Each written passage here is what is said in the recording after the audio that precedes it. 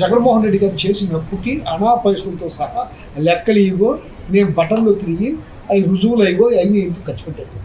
ఇవాళ తీసుకున్న ఈ 1,00,000 కోట్లు 3,00,000 కోట్లు చిల్లర అప్పు చేస్తారు. 2 సంవత్సరాలు లాభం పూర్తిగా.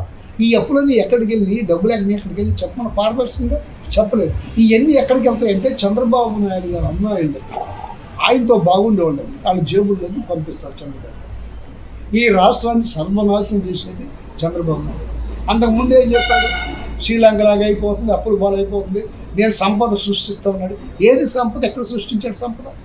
ఏ సంపద సృష్టించుకోకుండానే ఏదన్నా పేదవాడికి ఉపయోగపడే హాస్పిటల్స్ సరిలేవు.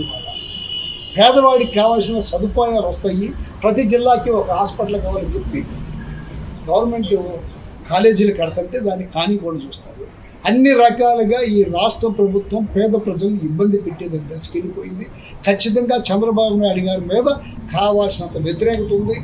జగన్ గారు ఎక్కడికి వెళ్ళినా జనం కదిలొస్తుంది ఏంటంటే మేము ఎవరైనా డబ్బులు ఇచ్చి తీసుకురావట్లా, మొబైల్ చేయట్లా, వాళ్ళందరికీ వాళ్ళు జనం వస్తున్న కారణం ఏంటంటే రాజశేఖర రెడ్డి గారి కుమారుడు జగన్మోహన్ రెడ్డి గారు చెప్పింది నిజం.